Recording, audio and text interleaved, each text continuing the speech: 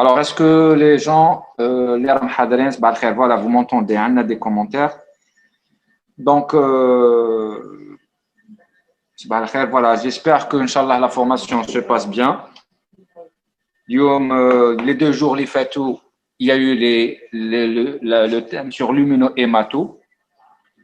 Et probablement, on va essayer, pour ceux qui nous hadrins معنا البارح, on va essayer, je crois, sur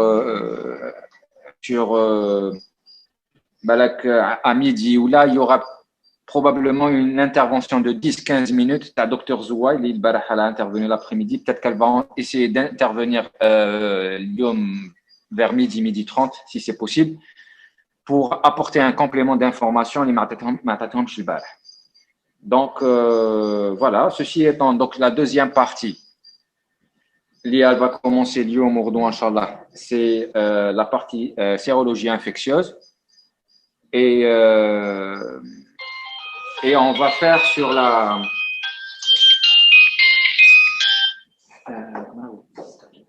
Et on va aller sur nous allons avoir 2 thèmes, 2 interventions. Lyon, toute la journée avec Dr Silmani de l'Institut Pasteur. Et demain, professeur Mohamdi de l'Institut Pasteur. Aujourd'hui, on verra le cours sur les hépatites. Et demain, tout ce qui concerne le VIH et la syphilis. Voilà. Par rapport à vos questions, je profite, parce que docteur Al-Tibda dans un petit moment, je profite par rapport à vos questions. Il y a beaucoup de personnes, que ce soit les commentaires ou là par rapport aux réseaux sociaux, qui nous demandent l'enregistrement des cours. Je sais que je me connecte kamel, mais l'enregistrement des cours ne dépend pas de l'Wakala al-Wataniya lid-Dam. On est soumis à l'accord de le prof. Il y a des profs qui disent non, vous ne donnez pas mon enregistrement, c'est une propriété intellectuelle, on est obligé de respecter. D'accord? Donc, le problème de l'enregistrement des cours, c'est par rapport au professeur, ou la maïhaj. Bon, on a vu qu'il y a des gens qui ont fait des captures d'écran sur les slides. Et du mal autant que Wakala, on n'est pas responsable de ça, parce qu'il y a la propriété intellectuelle. D'accord? La propriété intellectuelle revient au professeur. S'il décide de donner ou de ne pas donner le contenu de son cours, هو اللي راه مسؤول على هذا الشيء. حنايا ما نقدروش ندخلوا في هذه المسؤوليه تاعو. الحاجه الثانيه par rapport les attestations. Beaucoup de collègues اللي راهم في le terrain, ils nous ont demandé des attestations de participation à la formation. راني قلت البارح, il y a aucun problème. حنايا الوكاله on est prêt à vous faire les attestations qu'il faut بشرط انه المسؤول, c'est-à-dire le responsable تاع l'hôpital ou les DSP, de toute façon on va les saisir les DSP, qui nous établissent, ils nous envoient la liste تاع les participants à cette formation. En fonction de cette liste signée les responsables, on va délivrer les attestations de participation à cette formation par visioconférence sur le thème, etc. Et ce sera des attestations individuelles. المشاكل تاع assistant نهار ما assista 2 jours ما assista 3 jours, etc. Ça va être en fonction de ce que le responsable de l'établissement ou de la DSP vont nous transmettre comme liste. Voilà. Les attestations au niveau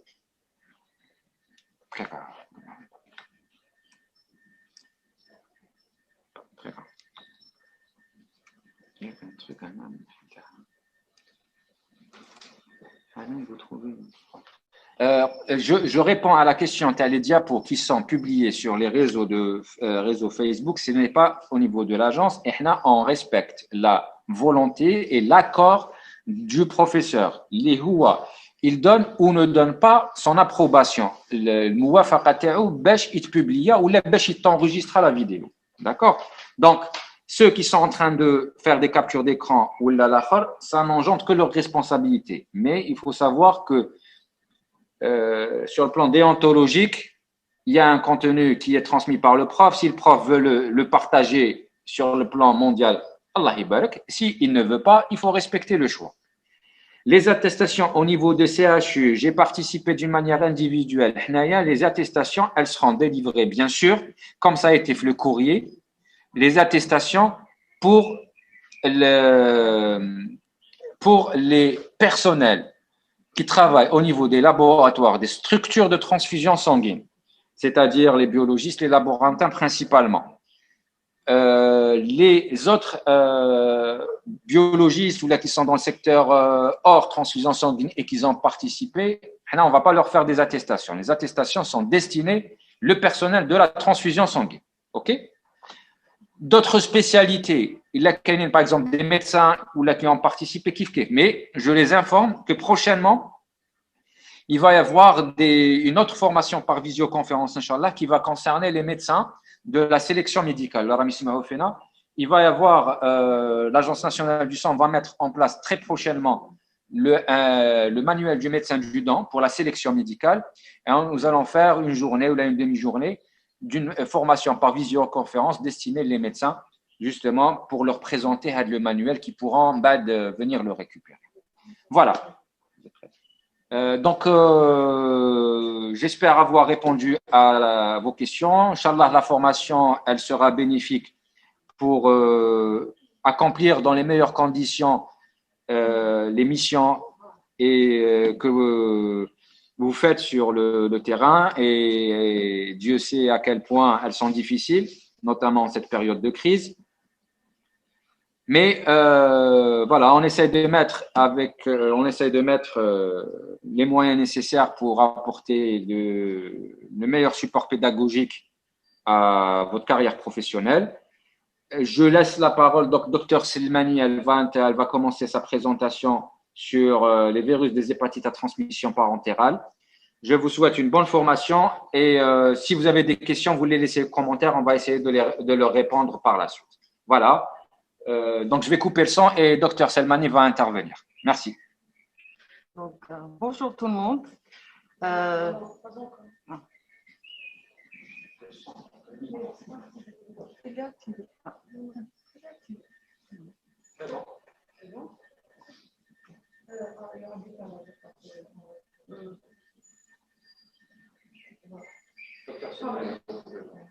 Alors, bonjour tout le monde, je me présente, c'est le docteur Selmani.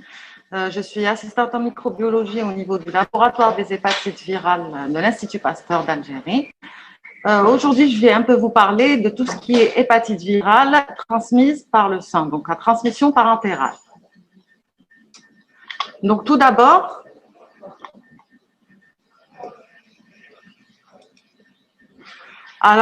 qu'est-ce qu'une hépatite? Une hépatite est une inflammation du foie. Alors, l'inflammation du foie peut avoir plusieurs causes. On a les hépatites médicamenteuses, dues à la prise de certains médicaments qui sont toxiques pour le foie.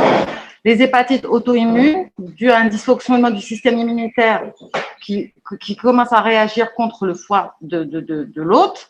On a des hépatites d'origine bactérienne, des hépatites alcooliques, mais les causes les plus fréquentes des hépatites sont les virus. Les hépatites, ce qu'on appelle les hépatites virales. Alors, qu'est-ce qu'une hépatite virale? Les hépatites virales sont des maladies inflammatoires du foie qui associent des signes cliniques et biologiques semblables. Semblables, c'est-à-dire que les signes ne vont pas me permettre de distinguer de quel type d'hépatite il s'agit. Elles sont dominées par les formes asymptomatiques. Dans la plupart des cas, ce sont des hépatites qui sont asymptomatiques et passent inaperçues. Alors, 5 virus sont connus pour causer des hépatites virales. On a les hépatites A, B, C, delta et E. L'hépatite A et l'hépatite E sont essentiellement transmises par voie fécale-orale. L'hépatite B, C et l'hépatite delta sont transmises par voie parentérale essentiellement. Ce sont des virus. Alors, d'autres virus peuvent atteindre secondairement ou occasionnellement le foie. On a par exemple les herpès virus, comme l'herpès simplex virus, le varicelle zona virus, le cytomégalovirus et l'Epstein-Barr virus, mais aussi le virus de la fièvre jaune. Contrairement à ces virus, les virus des hépatites ont un tropisme exclusivement hépatique, c'est-à-dire qu'ils vont se diriger directement vers le foie. Alors, on va commencer par le virus de l'hépatite B. Alors, l'hépatite B est une infection virale à l'origine de maladies aiguës ou chroniques. C'est un virus qui se transmet par contact avec le sang ou les fluides corporels d'un sujet atteint, puisque les sujets atteints d'hépatite B excrètent le virus dans tous les liquides du corps. Donc, l'hépatite B peut être prévenue par un vaccin sûr, disponible depuis plusieurs années et qui a prouvé son efficacité à plus de 95%. L'infection par le virus de l'hépatite B peut être aggravée par la co-infection par un virus satellite qui est le virus de l'hépatite delta. Le virus de l'hépatite B peut persister dans l'organisme et causer une hépatite chronique qui peut évoluer vers la cirrhose, voire le carcinome hépatocellulaire. Sur le plan épidémiologique, il faut savoir que la période d'incubation du virus de l'hépatite B est de 75 jours en moyenne, mais on peut avoir des incubations allant de 30 jours à 80 jours. Le virus est détectable dans le sang 30 à 60 jours après l'infection. Donc, vous voyez, la fenêtre est très importante. Ça peut aller à 2 mois. Et peut persister dans l'organisme au-delà de 6 mois. Et à partir de là, on parle d'hépatite B chronique. L'hépatite B est un réel problème de santé publique mondial. Selon l'OMS, 2 milliards de personnes sont infectées dans le monde. Environ 257 millions sont porteurs chroniques de l'hépatite B. En 2015, l'hépatite B était à l'origine de 887 000 décès par cirrhose et carcinome hépatocellulaire. En 2017, 1,1 million de personnes ont été nouvellement infectées par le virus de l'hépatite B. Alors, quels sont les modes de transmission du virus? Tout d'abord, il faut savoir que le virus de l'hépatite B est un virus résistant. Contrairement aux autres virus qui sont enveloppés, le virus de l'hépatite B peut survivre en dehors de l'organisme sur une paillasse pendant 7 jours, rester infectieux et capable de provoquer une infection s'il pénètre dans l'organisme d'une personne qui n'est pas protégée par la vaccination. Donc, les principales voies de transmission sont la voie sanguine, lors de transfusion, de greffe d'organes, l'activité professionnelle par transmission lors des accidents d'exposition au sang. On peut avoir également des transmissions nosocomiales, par exemple chez les personnes hémodialysées ou lors de chirurgie, de soins dentaires, d'acupuncture, de mésothérapie. On retrouve aussi cette voie de transmission chez les toxicomanes par voie, ce qu'on appelle les UDIC, des usagers de drogue par voie intraveineuse et intranasale. On peut aussi contracter une hépatite B lors de tatouages, piercings, scarification, bien sûr si le matériel utilisé n'est pas correctement stérilisé ou si c'est du matériel à usage unique, il faut qu'il soit à usage unique, il ne doit pas être utilisé. La voie sexuelle, alors l'hépatite B est une infection sexuellement transmissible, le virus est retrouvé dans les sécrétions génitales des personnes infectées. La voie verticale et horizontale, le risque de transmission de la mère à l'enfant pendant la grossesse est faible, il est inférieur à 5%. Par contre, ce risque augmente jusqu'à 90% au moment de l'accouchement et pendant la période de l'allaitement et la petite enfance. Le mode de transmission horizontale est retrouvé dans les collectivités, les crèches, les crèches et autres, les écoles et tout. Dans 30% des cas, on ne retrouve pas la porte d'entrée du virus. Alors, pour ce qui est de la répartition géographique du virus, alors on classe les pays. Alors, on a des régions de forte endémicité. Alors, dans ces régions, la prévalence de l'hépatite B est supérieure à 8%. On a essentiellement alors l'Afrique subsaharienne, l'Asie, le bassin amazonien. Les régions de moyenne endémicité où la prévalence de l'hépatite B est de 2 à 7%. On retrouve le Moyen-Orient, le continent indien, l'Europe et la Russie. Et les régions de faible endémicité où la prévalence de l'hépatite B est inférieure à 2%. Alors là, on retrouve l'Australie, l'Amérique latine et l'Europe occidentale. on va un peu parler des caractéristiques du virus. Alors, la structure, d'abord. Le virus de l'hépatite B appartient à la famille des Hepadnaviridae et au genre Orthohepadnavirus. Le virus est composé de 3 parties. Alors, on a de l'extérieur vers l'intérieur une enveloppe d'origine lipoprotéique qui porte l'antigène HBS, qui est le témoin de l'infectiosité du virus. Ensuite, on a une capside constituée de l'antigène HBC, pardon. Elle est de symétrie icosaédrique. Ensuite, on a un génome. Le génome de l'hépatite B est un ADN circulaire, partiellement bicaténaire, associé à une polymérase virale. La particule entière infectieuse est appelée la particule de Dan. Alors, il faut savoir que dans les sérums des patients infectés, on retrouve le virus de l'hépatite B sous 2 formes. Alors, une forme infectieuse qui est complète, ce qu'on appelle la particule de Dan, mais aussi on a des enveloppes vides qui sont produites en nombre plus important. Ces enveloppes vides joueraient un rôle de leurre pour le système immunitaire. On appelle ça les particules non infectieuses. Variabilité génétique du virus de l'hépatite B. La diversité des souches du VHB se situe essentiellement au niveau de l'antigène HBS. La classification en génotype est fondée sur l'analyse des séquences. Elle repose sur une divergence nucléotidique d'au moins 8% sur le génome complet et 4% sur le gène S, le gène qui code pour l'antigène HBS. On distingue 10 génotypes identifiés de A à J. Il existe de nombreux sous-types, mais un déterminant antigénique, c'est-à-dire qu'il y a un déterminant qu'on retrouve sur toutes les souches, c'est le sous-type A, le déterminant A, qui est commun à tous les virus. Actuellement, on parle, alors il y a 2 types de virus de l'hépatite B, on parle du virus sauvage et du virus muté. On verra par la suite ce que ça signifie concrètement. Alors, histoire naturelle de l'hépatite B, du virus de l'hépatite B. Alors, il faut savoir que dans 90% des cas, l'hépatite B est aiguë, surtout chez les adultes, et aiguë et guérit spontanément. Donc, l'hépatite aiguë passe le plus souvent inaperçue. Environ 90% des personnes infectées sont asymptomatiques. Alors, on a une phase pré-ictérique de quelques jours à une semaine, suivie par une phase ictérique de 2 à 3 semaines, mais là encore, c'est rare, c'est 10% des cas, avec une symptomatologie on aura un ictère, une asthénie, des urines foncées, des selles décolorées, une perte d'appétit. La phase de guérison survient dans 90 à 95% des cas les 6 premiers mois. L'hépatite fulminante est rare, elle est inférieure à 1%.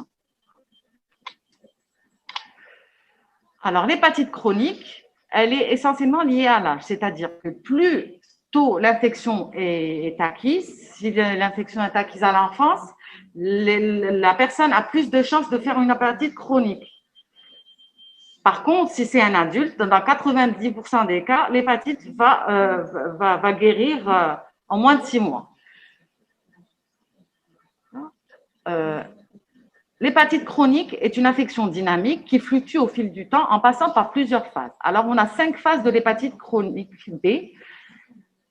On classe le patient dans l'une ou l'autre des phases selon la présence ou l'absence de l'antigène HBE, la charge virale, l'atteinte hépatique, l'histologie hépatique et la cytolyse. Est-ce qu'il y a ou pas une cytolyse hépatique? Alors, dans les phases de l'hépatite chronique, il faudra distinguer. Alors, on parle d'infection chronique et d'hépatite chronique. Il faut faire la distinction. Quand je parle d'infection, ça veut dire que le sujet est infecté par le virus, mais il n'y a pas d'atteinte hépatique. Par contre, quand il y a une hépatite, ça veut dire qu'il y a une lyse du foie et une atteinte du foie. Donc, on va voir phase par phase et les caractéristiques de chaque phase de cette hépatite. Alors, la première phase est appelée infection chronique HBE positive. C'est ce qu'on appelait avant la phase d'immunotolérance. Alors, pendant cette phase, on a un antigène HBE qui est positif, une charge virale très importante, supérieure à 10 puissance 7 unités internationales par millilitre. Les transaminases sont normales, ça veut dire que le foie n'est pas atteint, n'est pas lésé. bien que la charge virale soit très élevée, c'est pour ça qu'on l'appelait immunotolérance, c'est-à-dire qu'il y a une tolérance du système immunitaire. On tolère l'infection et pas d'atteinte hépatique. Donc, je répète, donc antigène HBe positif, on verra plus tard que ça veut dire que le virus est en train de se répliquer, ce qui explique une charge virale élevée supérieure à 10 puissance 7. Par contre, le foie n'est pas atteint parce qu'il n'y a pas de réaction immunitaire. La deuxième phase, c'est la phase d'hépatite chronique HBe positive. Alors là, j'ai dit hépatite, ça veut dire qu'il commence à y avoir une atteinte du foie. L'ancienne appellation, c'est réactivité immunitaire. Donc, le système immunitaire se met en place. L'antigène E est toujours positif. Par contre, comme le système immunitaire se met en marche, il y a une légère baisse de la charge virale. Vous voyez ici qu'elle est située entre 10 puissance 4 et 10 puissance 7 unités internationales. Comme le système immunitaire se met en marche, alors la lyse hépatique commence. On voit que les transaminases augmentent. Et on a une micro-inflammation modérée ou sévère, et là, ça peut évoluer rapidement. Donc, je répète, pour l'hépatite chronique HBe positif, il y a le système immunitaire qui se met en marche. Donc, la charge virale commence à baisser. Les transaminases augmentent parce que le système immunitaire commence à attaquer le virus qui est au niveau du foie, donc il y a une cytolyse.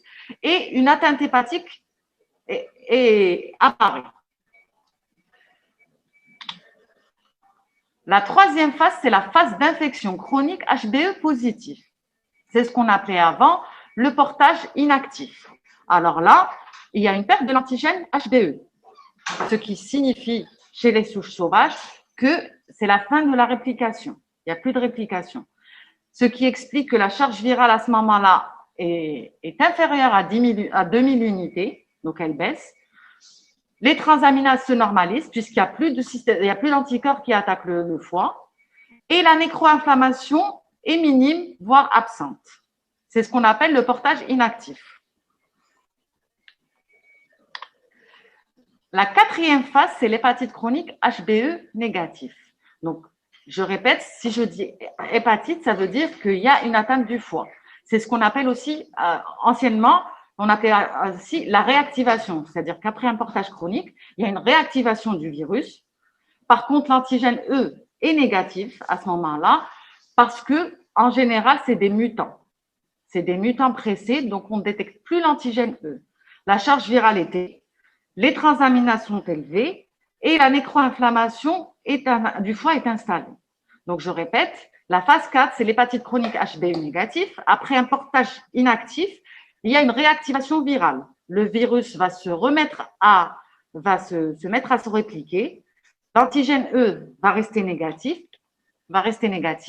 être négatif puisqu'il a muté, donc on ne le détecte plus. Le virus se multiplie même en absence, même si je ne détecte pas l'antigène E, donc la charge virale est augmentée. L'atteinte hépatique est là, les transaminases augmentent.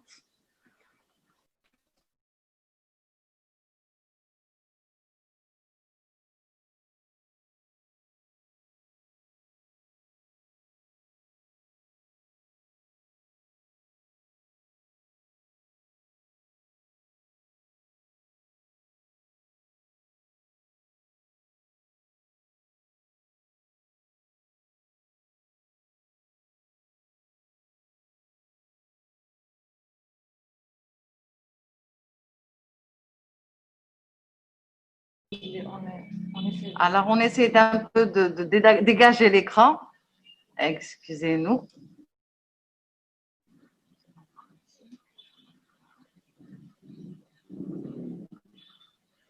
Sinon, on ne peut pas le mettre en bas. D'accord. D'accord. Alors, pour la dernière phase, au cours de la dernière phase, il y a perte de l'antigène HBS. On n'a plus d'antigène HBS, donc qui dit plus d'antigène HBS, donc plus d'antigène E. La charge virale est inférieure à 2000 et la plupart du temps, elle est carrément non détectable, où on détecte de faibles charges virales. Les transaminases sont normales. À ce stade-là, puisque le virus se réplique tellement lentement qu'on ne détecte plus l'antigène HBS. On peut avoir une charge virale négative Le risque à ce moment-là de faire une cirrhose ou un carcinome hépatocellulaire est faible, mais une surveillance est requise. Parce que là, on ne détectera plus d'antigène HBS. On a tendance à croire que le patient est guéri, mais ce patient ne développe pas des anticorps anti-HBS. Donc, ces patients-là doivent rester sous surveillance. Voilà. Alors, est-ce qu'il y a des questions pour ce qui est des phases de l'hépatite B chronique? Je sais que c'est un peu compliqué. Si vous voulez que je répète.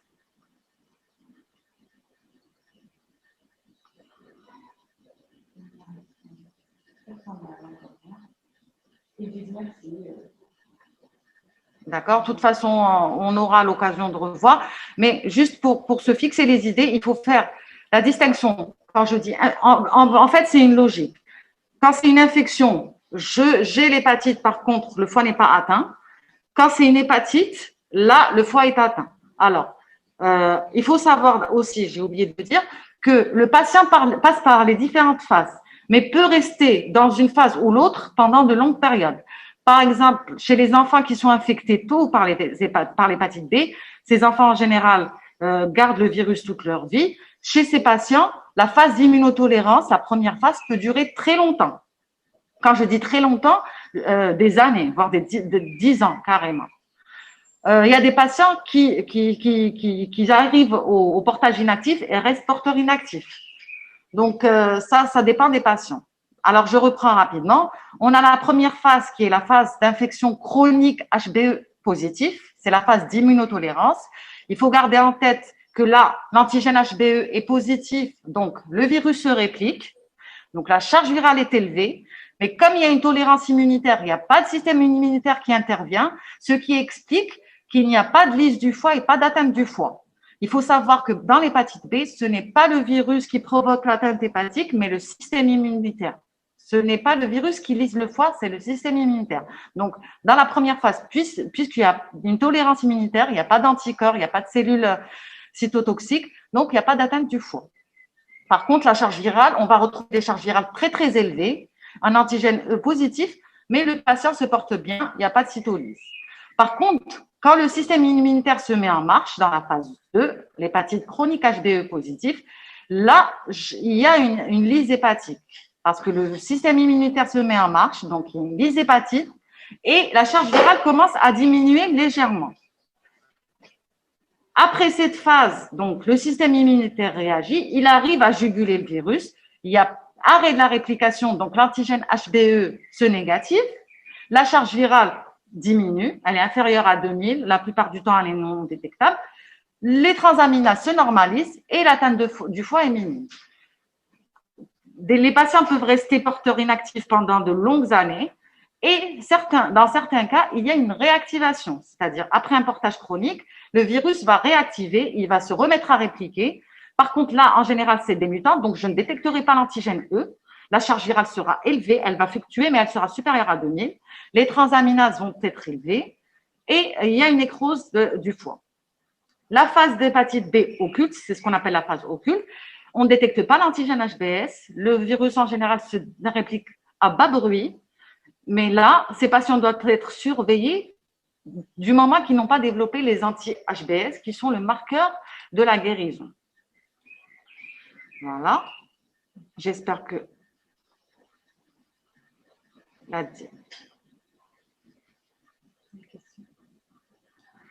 alors, la phase de portage inactif, ici, c'est l'infection chronique HBE négative. Quand je dis porteur inactif, ça veut dire qu'il n'y a pas de réplication du virus. Sur le plan virologique, il n'y a pas d'antigène E qui est le marqueur de la réplication. La charge virale est faible. Le bilan hépatique est normal, c'est-à-dire qu'il porte le virus, mais la charge virale, il est porteur, mais la charge virale est faible. Quand c'est une hépatite active, ça veut dire que le virus se réplique, le foie est atteint, il y a le système immunitaire qui réagit, mais ça lise le foie. Donc là, il y a indication au traitement. L'indication du traitement, c'est au niveau de la phase 2, c'est les patients qui sont en hépatite chronique HBE positif. À chaque fois que j'ai une charge virale élevée et une atteinte hépatique, il y a une indication au traitement. Donc, lors de la phase d'hépatite chronique HBE positif et l'hépatite chronique HBE négatif. Alors, la relation entre HBS et HBE. La relation entre HBS et HBE, ça, je préfère qu'on le voit plus tard dans le diagnostic et la signification des différents marqueurs. Retenez juste que l'antigène HBS, c'est le marqueur du virus, ça veut dire c'est le marqueur de l'infection, l'antigène HBS, pardon. L'antigène HBE, chez les souches sauvages, j'insiste sur ça, chez les souches sauvages, c'est un marqueur de réplication. À chaque fois que j'aurai un HBE positif, ça voudra dire que le virus est en train de se répliquer. En général, dans ces cas-là, j'ai une charge virale élevée. La cinquième phase, la quatrième et la cinquième phase, d'accord.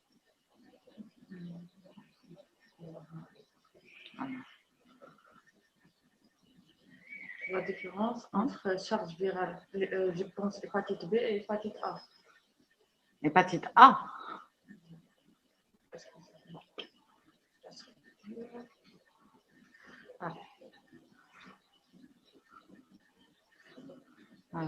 qu'on peut lire le message? Alors, tout ce qui est bilan et tout, il faudra attendre, s'il vous plaît.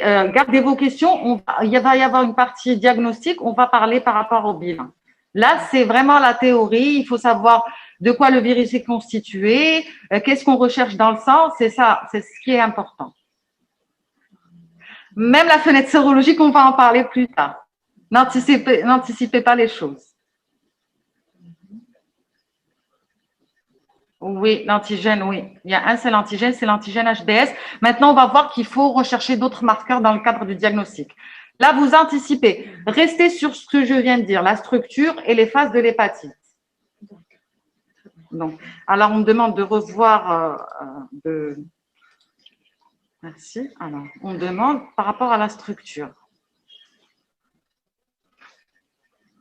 Alors, j'ai dit que le virus de l'hépatite B est un virus enveloppé. Enveloppe hypoprotéique. En général, les virus enveloppés sont des virus fragiles, mais le virus de l'hépatite B échappe à la règle. Alors, sur l'enveloppe, on a l'antigène HBS qui est constitué de ces trois protéines. L'association constitue l'antigène HBS. Ensuite, on a une capside qui est constituée de l'antigène HBC, de symétrie icosaédrique. À l'intérieur de la capside, on retrouve l'ADN viral, qui est un ADN circulaire partiellement double brin, associé à une polymérase. Je vous ai dit que ça, c'était la particule complète, qui est la particule infectieuse qu'on appelle la particule de Dan. On va revoir tout à l'heure dans le diagnostic chaque marqueur de l'hépatite B. Ça, c'est vraiment une introduction, mais je sais ce qui vous intéresse, c'est le diagnostic et les profils sérologiques. Alors, je reprends, on m'a dit aussi de reprendre les phases 4 et 5. Alors, je vais reprendre les différentes phases parce que je sais que c'est un peu compliqué pour les phases de l'hépatite chronique. Alors, je vous ai dit qu'il fallait faire la distinction entre infection chronique et hépatite chronique. Quand je parle d'infection, ça veut dire que le sujet est porteur d'hépatite B, mais qu'il n'y a pas d'atteinte hépatique. Quand je parle d'hépatite chronique, là, il y a effectivement une atteinte du foie. C'est pour ça qu'on parle d'hépatite. Ça va vous aider à retenir un peu. Donc, je classe mon patient selon la présence ou l'absence de l'antigène HBE. Je vous ai dit que l'antigène HBE est un marqueur de réplication chez les souches sauvages. La charge virale, les transaminases, la dyshe hépatique et l'histologie du foie. Donc, la première phase de l'hépatite chronique, c'est ce qu'on appelle l'infection chronique HBE positive. C'est ce qu'on appelait avant la phase d'immunotolérance. Quand je dis immunotolérance, ça veut dire qu'il y a une tolérance du système immunitaire. Il ne réagit pas. L'organisme tolère l'infection, le système immunitaire ne réagit pas. Ce qui explique que le virus se réplique, donc l'antigène E est positif. La charge virale est très, très élevée chez ces patients. Les transaminases sont normales puisqu'il n'y a pas de système immunitaire et je vous ai dit que c'était le système immunitaire qui attaquait le foie et qui provoquait la lisse des cellules hépatiques. La nécroinflammation et la fibrose sont pratiquement absentes. Et je vous ai dit que cette phase est retrouvée en général chez les patients qui sont infectés tôt dans l'enfance. Ils font des phases d'immunotolérance qui durent plusieurs années. La deuxième phase, c'est l'hépatite chronique HBE positive. Alors, durant cette phase, il y a le système immunitaire qui se met en place. D'ailleurs, on l'appelait anciennement réactivité immunitaire. Donc, le système immunitaire se met en place. La charge virale commence à diminuer puisque le virus est attaqué. Il attaque les cellules du foie. Donc, la charge virale baisse légèrement puisqu'il y a le système immunitaire. Le système immunitaire se met en place. Donc, il y a lyse du foie. Donc, il y a augmentation des transaminases. Et il y a une micro-inflammation qui est modérée ou sévère. Ça dépend des patients et la période au cours de laquelle ils restent pendant cette phase. Et ça dépend aussi de la mise sous traitement ou pas. Donc, deuxième phase, hépatite chronique HBE positif, réactivité immunitaire. Réactivité immunitaire, je pense que c'est moi là.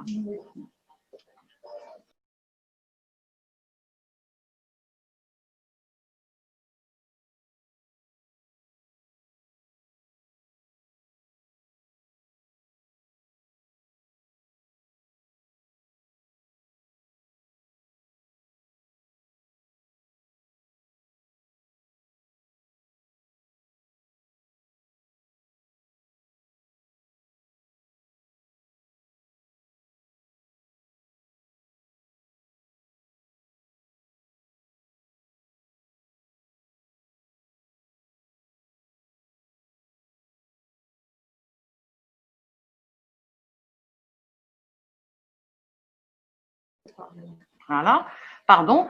Donc, je parlais d'hépatite chronique HBE positif, réactivation du système immunitaire, baisse de la charge virale, augmentation du système des transaminases, puisqu'il y a lyse du foie, et nécroinflammation modérée, sévère. Je vous ai dit que ça dépendait de la période pendant laquelle le patient reste dans cette phase. Et de la présence ou non du traitement, parce que des fois, les patients sont diagnostiqués vraiment dans l'une des phases, ils sont déjà en phase chronique. Après la phase,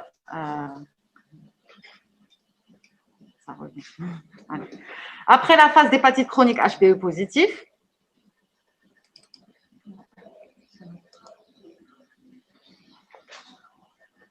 allez, je peux continuer quand même. Oui. Après la phase d'hépatite chronique HBE positif, on a l'infection chronique HBE négative. C'est ce qu'on appelle le portage inactif. Donc, le système immunitaire arrive à juguler l'infection. Il n'y a plus de réplication, donc il n'y a plus d'antigène HBE qui est détecté. La charge virale est diminuée, donc elle est inférieure à 2000. Comme il n'y a plus de réplication, les transaminases se normalisent, il n'y a plus d'atteinte du foie. C'est ce qu'on appelle le portage inactif. Dans certains cas, bon, normalement c'est dans l'histoire naturelle, mais je vous ai dit que des patients pouvaient rester dans l'une ou l'autre des phases pendant plusieurs années. Après la phase 3, on a une réactivation du virus. C'est la phase d'hépatite chronique HBE négatif. En général, dans ces cas-là, c'est un virus mutant. Donc, l'antigène HBE est négatif, bien que le virus se réplique. Donc, le virus se réplique, donc la charge virale augmente. Le système immunitaire, là, il réagit puisqu'il y a les anticorps. Et les transaminases augmentent. Il y a une nécroinflammation et une fibrose qui s'installe. Après cette phase, je peux avoir une perte de l'antigène HBS. Ça, c'est la phase qu'on appelle l'hépatite B occulte. Donc, il y a une perte de l'antigène HBS sans développer les anti-S, sans développer les anticorps. Et on en parlera plus tard. On ne peut pas parler de guérison, même si on perd l'antigène HBS, tant qu'il n'y a pas les anticorps anti-HBS. Donc, c'est des patients qui vont avoir un antigène HBS négatif, un antigène E négatif, une charge virale parfois négative, mais pas d'anti-S, pas d'anticorps anti-HBS, donc je ne pourrais pas parler de guérison. Ces patients sont à surveiller régulièrement par des charges virales. Donc, je m'arrête là pour l'histoire naturelle, mais on pourra y revenir plus tard, il n'y a pas de problème.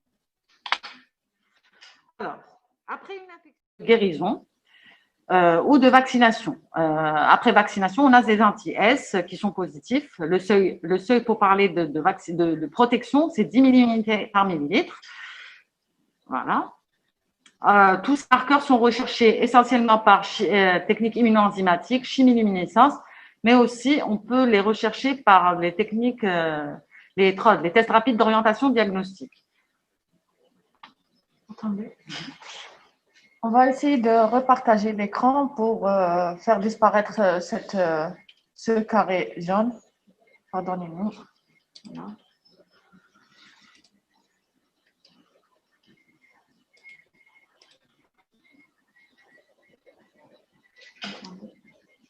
Alors, on va voir un peu la cinétique des marqueurs. Alors, lors de l'hépatite aiguë, alors on avait dit tout à l'heure que l'anticorps anti-HBS apparaissait au bout d'un mois, voire 60 jours après l'infection. Alors, le premier marqueur à apparaître est l'antigène HBS, suivi de l'antigène HBE, puisque c'est le marqueur de réplication. On a ensuite les IgM anti-HBC en premier qui apparaissent, mais carrément, pratiquement en même temps, on a les anticorps anti-HBC IgG qui apparaissent. Quelques semaines après la contamination, on va avoir l'antigène HBE va commencer à diminuer, voire disparaître.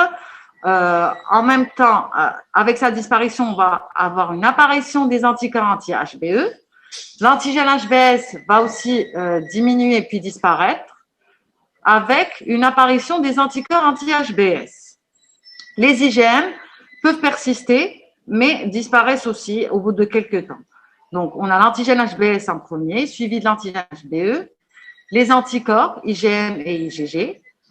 On va avoir une perte de l'antigène HBE en premier avec apparition des anticorps anti-HBE, la perte de l'antigène HBS et apparition des anti-S, et ensuite une perte des IgM. Ça, c'est dans le cas d'une infection aiguë qui guérit, une hépatite B résolue. Alors là, on va parler tout à l'heure de la fenêtre sérologique entre la perte de l'antigène HBS et l'apparition des anticorps anti-HBS. Je peux avoir une phase où je ne détecte ni l'antigène HBS, ni les anticorps anti-HBS. Le seul marqueur qui sera positif à ce moment-là sont les anticorps anti-HBC. Donc là, il faut faire très attention pour cette phase. On en parlera plus tard aussi lors de l'interprétation des sérologies. Par contre, lors de l'infection chronique, alors on voit qu'après le comptage, là, on a une persistance de l'antigène HBS. Donc, l'anti-C, on a dit que c'était un marqueur qui persistait à vie. Par contre, lors de la phase chronique, l'antigène HBS va rester positif. L'antigène E va apparaître ou disparaître selon la phase de l'hépatite chronique. On a vu les différentes phases. On a des phases HBE+, et des phases HBE-. Les IgM vont finir par disparaître puisque le patient n'est plus en hépatite chronique. La charge virale aussi va évoluer selon la phase où le patient est. Donc, dans la phase chronique, on a une persistance de l'antigène HBS. L'anticorps anti-HBC, on avait dit qu'une fois qu'il apparaît, il persiste à vie. L'antigène HBE va apparaître et disparaître selon la phase de l'hépatite chronique. L'ADN viral va aussi augmenter ou disparaître ou diminuer selon la phase. Les IgM vont disparaître au bout de 6 mois. Le traitement de l'hépatite B. Alors, au cours de l'évolution de l'hépatite B chronique, les examens effectués permettent d'orienter ou non vers la prescription d'un traitement selon que l'hépatite B est active ou non. Donc, je vous ai dit tout à l'heure qu'il y a 2 phases où il y a indication du traitement. C'est l'hépatite chronique HBE positive et l'hépatite chronique HBE négative. Donc, à chaque fois qu'il y a une atteinte du foie, là, il y a indication au traitement. Le traitement, malheureusement, de l'hépatite B n'est pas curatif. Il ne guérit pas l'hépatite B. Le but du traitement est de ralentir la progression de la cirrhose. Donc, il réduit la charge virale, mais le patient reste porteur de l'hépatite B. Donc, le but, c'est de ralentir la cirrhose, de réduire l'incidence des cancers, d'améliorer la survie à long terme. L'indication thérapeutique est fonction de la clinique, de la biologie et du retentissement hépatique. Donc, on en a parlé par rapport aux phases. S'il y a une atteinte hépatique, s'il y a une charge virale élevée. Donc, je vous ai dit par rapport aux phases. Si j'ai une atteinte hépatique, là, il y a indication au traitement. Charge virale élevée, atteinte hépatique, là, il y a une indication au traitement.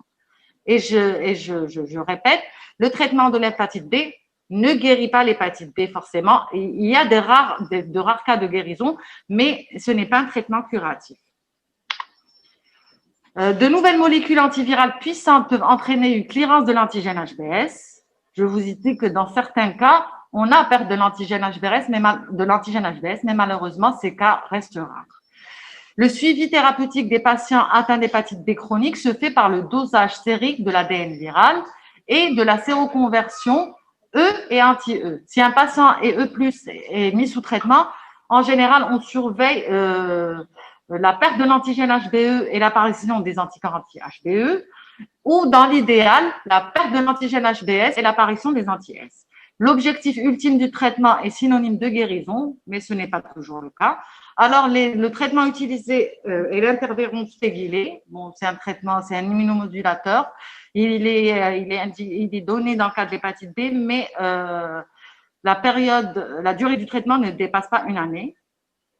On a aussi les plus utilisés actuellement, c'est les analogues nucléotidiques ou nucléosidiques. Alors, l'OMS recommande la prescription de traitements par voie orale tels que le tenofovir et l'entecavir. Le traitement devra être poursuivi plusieurs années, voire à vie. Une fois que le patient est mis sous traitement, en général, pour les analogues, il ne l'arrête pas. Parce qu'une fois que le traitement est arrêté, malheureusement, la charge virale augmente. Donc, une fois qu'ils sont mis sous traitement, ces patients restent sous traitement, parfois à vie. La prévention, donc on a essentiellement la sérovaccination des nouveau-nés de mère hépatite B positif dans les 6 heures au plus tard 12 heures après la naissance. Alors, on doit administrer les gamma-globulines spécifiques de l'hépatite B et donner le vaccin anti-HBV. En Algérie, le vaccin fait partie du calendrier du programme élargi de vaccination depuis 2003, donc à la naissance. Depuis 2014, les étudiants des filières médicales et biologie sont vaccinés aussi. On doit aussi vacciner les personnes à risque, à savoir le personnel médical, les pompiers, policiers, conjoints et personnes vivant sous le même toit d'une personne qui est porteuse du virus de l'hépatite B. Car comme on l'a dit, une personne qui est porteuse du virus, chez ces personnes-là, on retrouve le virus dans tous les liquides de l'organisme, du corps. Le schéma vaccinal consiste en 3 doses, alors J0, 1 mois plus tard et à 6 mois. Les autres mesures, c'est l'adoption des règles d'hygiène universelle et l'utilisation de préservatifs. Voilà pour l'hépatite B. Ça, c'est le volet structure et tout. Il y aura une partie diagnostic. Donc, si vous avez des questions pour ce qui est de l'hépatite B, pour ce qui est de ce qu'on vient de voir, je vous invite à les poser. Alors, je vois, est-ce qu'on doit faire une sérologie après la vaccination ou avant? Alors, chez nous, je vous parle de mon expérience.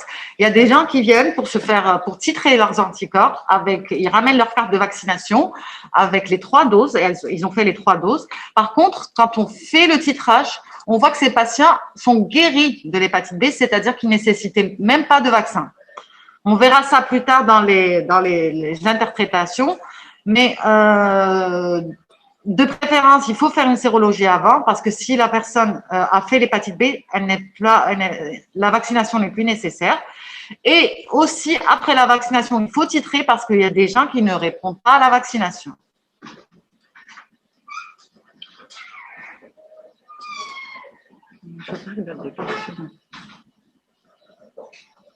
Le principe de l'ELISA, on verra ça dans le diagnostic, s'il vous plaît.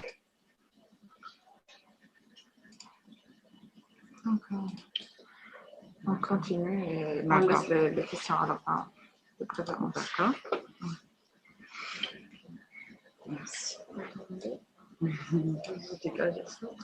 Merci. Alors, je sais que dans le cadre du don de sang et du dépistage des donneurs, on ne parle pas d'hépatite delta, mais c'est une hépatite à transmission parentérale, donc on va dire un petit mot sur l'hépatite delta quand même. Alors, le virus de l'hépatite B ou delta est responsable de l'hépatite delta. C'est un virus incomplet, c'est un virus défectif, il est satellite du virus de l'hépatite B.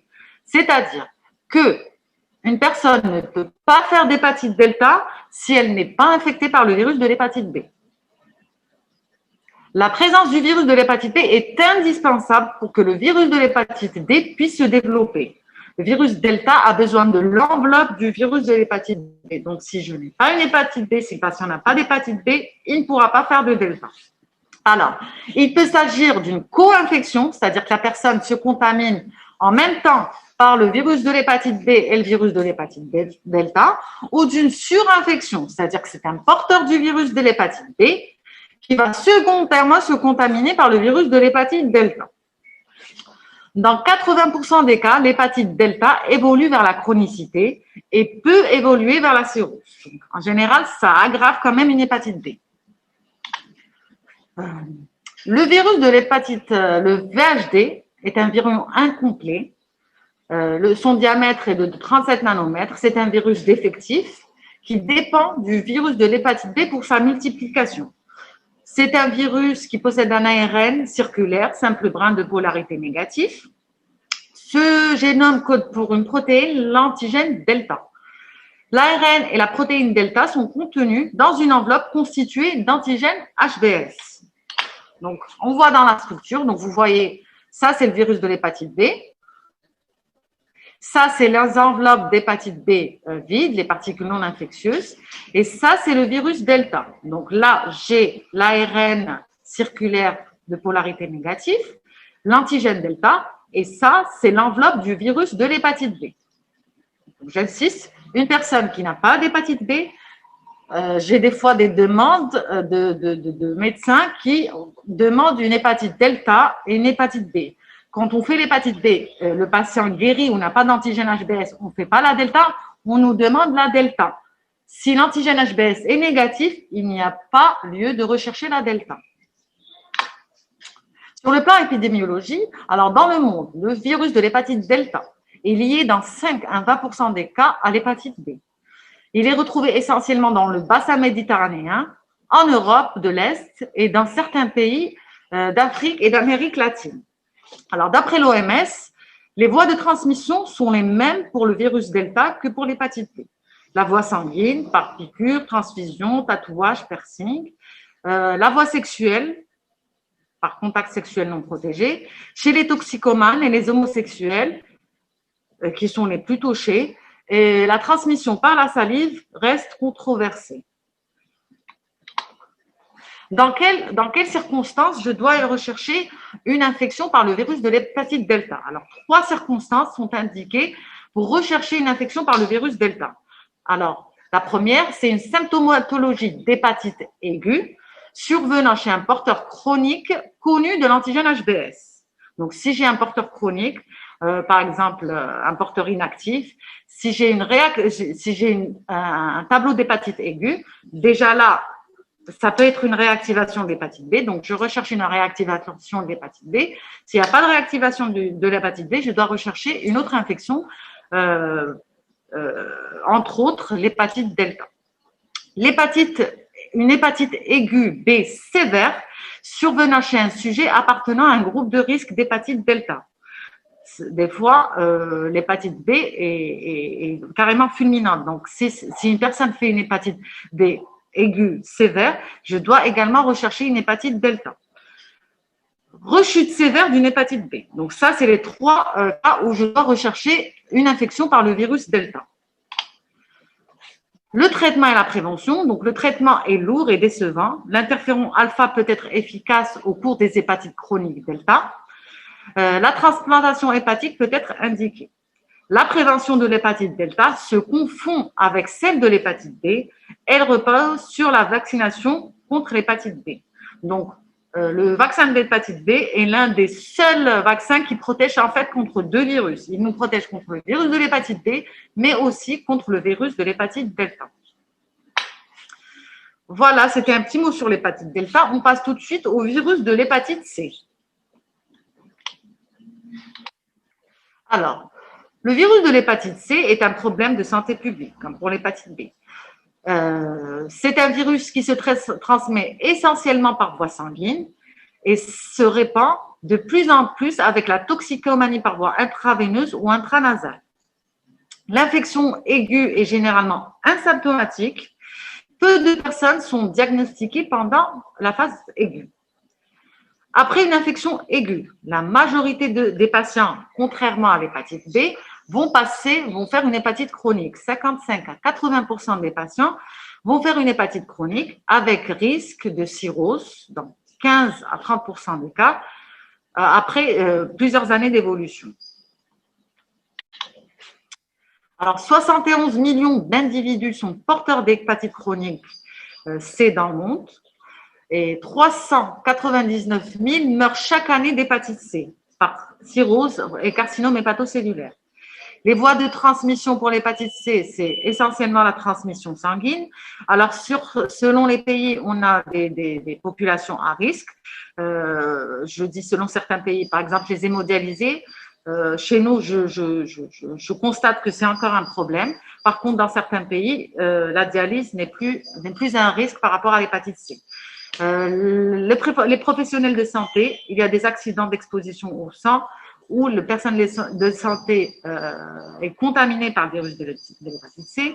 Les transmissions nosocomiales par des soins dentaires, réutilisation, mauvaise stérilisation du matériel médical. Les UDI, les usagers de drogue par voie intraveineuse ou intranasale, tatouage, piercing, scarification. Dans tous ces cas-là, c'est la réutilisation, la mauvaise stérilisation du matériel médical. On retrouve également l'hépatite C dans la population générale, au sein d'une même famille, lors du partage des objets de toilette, des coupe-ongles, des rasoirs, on peut avoir une contamination. Voilà, ça c'est les principales voies de contamination d'hépatite C. La transmission sexuelle est rare et le risque est très faible. Alors,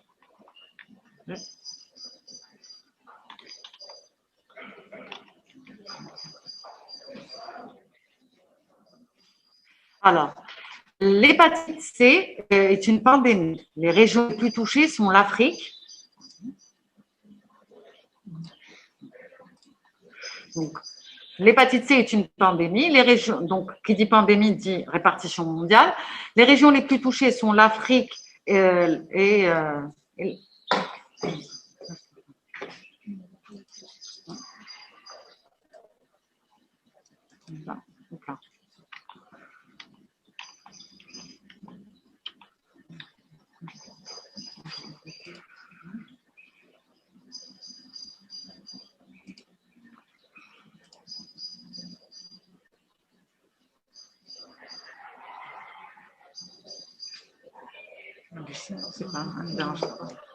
alors, je répète, l'hépatite C est une pandémie, donc à répartition mondiale.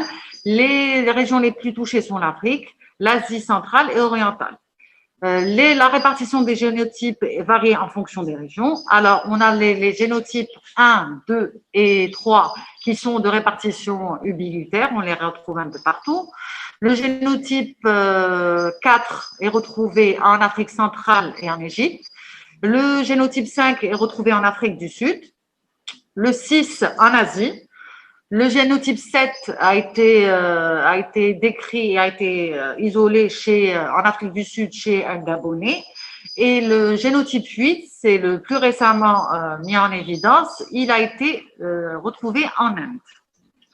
Alors, en Algérie, le génotype le plus fréquent, c'est le génotype 1B.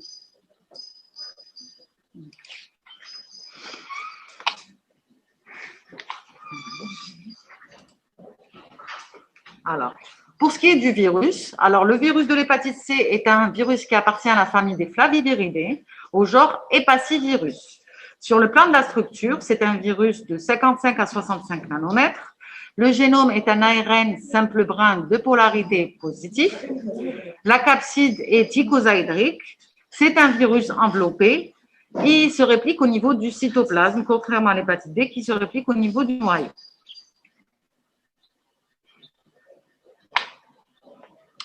La variabilité génétique. Alors, la variabilité génétique du VHC est due au taux d'erreur de lecture que commet l'ARN polymérase.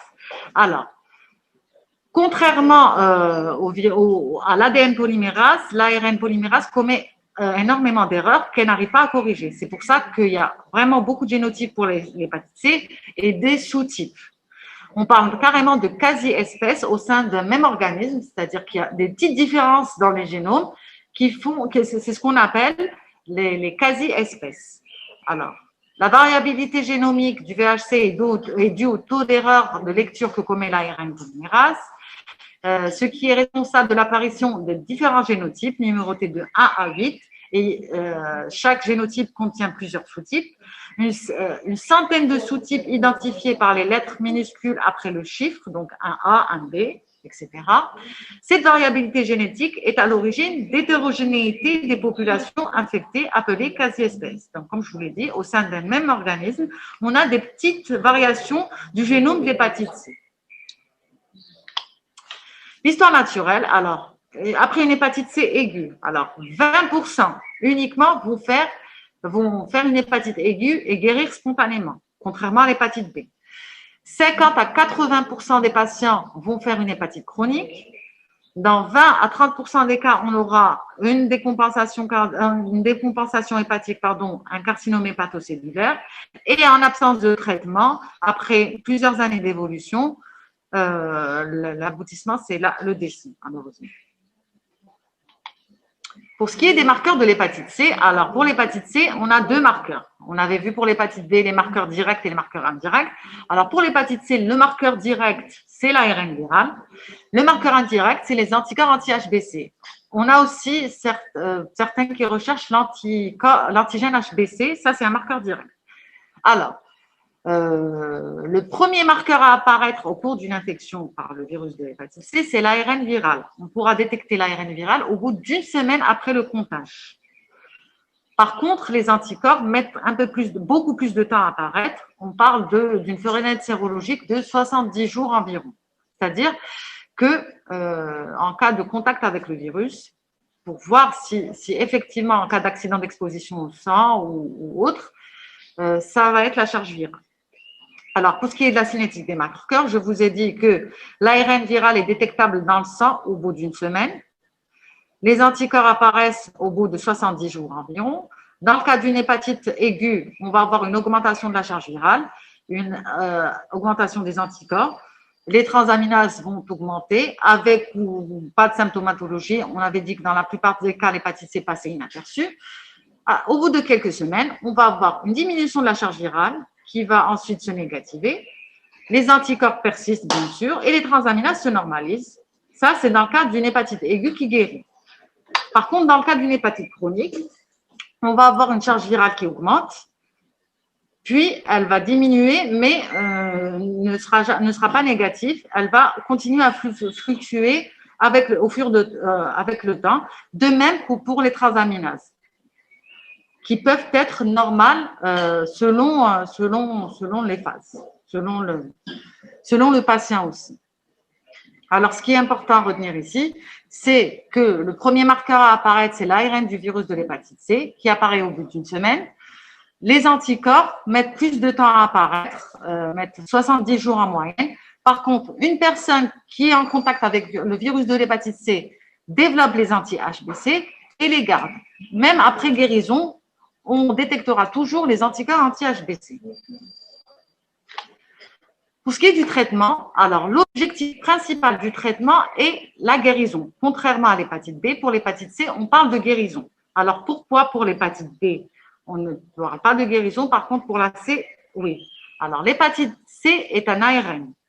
L'hépatite B est un virus à ADN. Parfois, le virus s'intègre au niveau des hépatocytes. Et même si la personne guérit sur le plan biologique, c'est-à-dire elle perd l'antigène HBS, développe les anti-S, parfois, en cas d'immunodépression, on peut avoir une réactivation d'une ancienne hépatite. Donc, pour l'hépatite B, malheureusement, on ne peut pas parler de guérison totale, contrairement à l'hépatite C. Donc, l'objectif principal du traitement est la guérison virologique, c'est-à-dire obtention d'une réponse virologique soutenue, ARN du virus de l'hépatite C, indétectable 12 semaines après la fin du traitement. Les nouvelles molécules antivirales appelées antiviraux à action directe les AAD, elles ciblent directement les protéines virales. On a les inhibiteurs de la protéase, NS5-3, comme le cimiprivir. Alors, quand je dis inhibiteur de la protéase, il faut savoir que lors de la réplication, lors de la synthèse protéique des protéines du virus de l'hépatite C, la synthèse se fait sous forme d'une polyprotéine. Les protéines virales de l'hépatite C sont produites sous forme d'une polyprotéine qui n'est pas active. Il faut que cette protéine soit clivée par la protéase pour que les protéines fassent leur rôle. Si j'inhibe la protéase, la polyprotéine ne sera pas fonctionnelle, donc il n'y aura pas de réplication. On a aussi les inhibiteurs de la polymérase, la NS5B, le sofosbuvir. Ça va inhiber la réplication, donc pas de polymérase, pas de réplication. Et les inhibiteurs du complexe NS5A, le daclatasvir, ça c'est une protéine qui intervient dans le complexe de la réplication. C'est une protéine qui intervient dans la réplication. En la bloquant, j'inhibe la réplication. De nombreuses molécules sont commercialisées, elles sont efficaces, mieux tolérées et entraînent une guérison dans plus de 95% des cas avec une durée de traitement de 12 à 24 semaines. Pour ce qui est de la prévention de l'hépatite C, alors, la prévention dans les établissements de soins et les centres de dialyse chez les toxicomanes reste le moyen le plus efficace pour lutter contre ces infections, en appliquant les règles d'hygiène universelles, en réduisant les risques d'exposition au virus. Il n'existe malheureusement pas de vaccin contre le virus de l'hépatite C à ce jour. Je pense que j'ai fini. Voilà, maintenant, si vous avez des questions sur l'hépatite B ou l'hépatite C, vous pouvez y aller.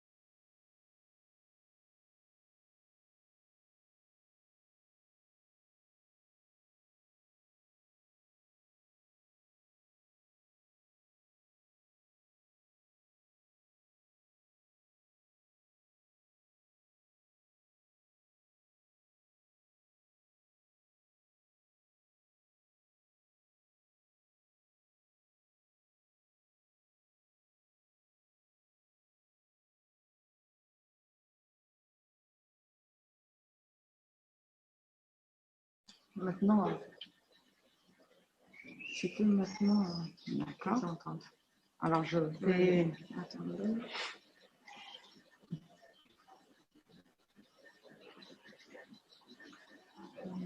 La question, c'est ça.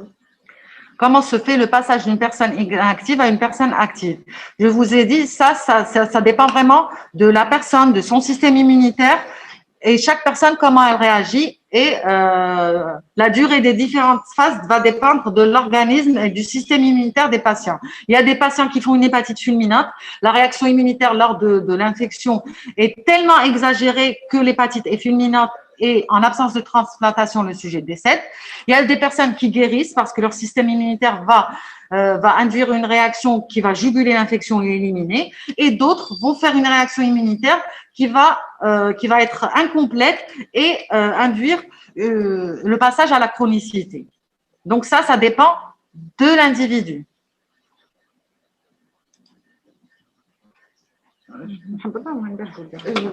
Voilà. Alors, c'est quoi l'anti-HBC? L'anti-HBC, c'est l'anticorps anti-capside. Quand je dis anticorps anti-HBC, on avait vu que dans les constituants du virus, on avait l'enveloppe avec l'antigène HBS, la capside constituée d'antigènes HBC. Donc, les anti-HBC sont les anticorps dirigés contre la capside. Et ces anticorps ne sont pas neutralisants, ils ne neutralisent pas le virus. Par contre, c'est des anticorps qui persistent à vie chez une personne qui a été en contact avec le virus de l'hépatite B. Voilà. Voilà.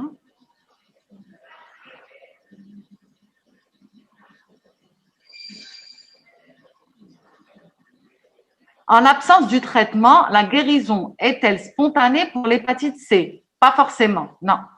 Alors, pendant la phase aiguë, il y a possibilité de guérison. Maintenant, si la personne passe en phase chronique, là, en absence de traitement, il n'y aura pas de guérison. Il faudra impérativement traiter l'hépatite C.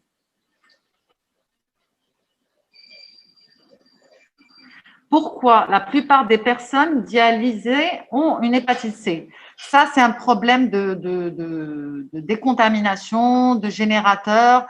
En fait, la machine, quand il y a une personne qui est porteuse du virus de l'hépatite C, de l'hépatite B, voire du HIV qui passe, si on n'applique pas les procédures standards de décontamination, on peut avoir une contamination du patient qui vient après. Mais normalement, si les procédures de décontamination sont respectées, les temps de contact sont respectés, normalement, on n'est pas censé avoir ce risque. D'une paillasse. Une fois la contamination. En fait, la plupart des détergents utilisés pour décontaminer sont efficaces. Maintenant, il faut, au pire, si je n'ai pas, j'utilise de l'eau de Javel. Maintenant, il faut respecter les concentrations et les temps de contact. Si je respecte la concentration et les temps de contact, il n'y a pas de problème. Alors.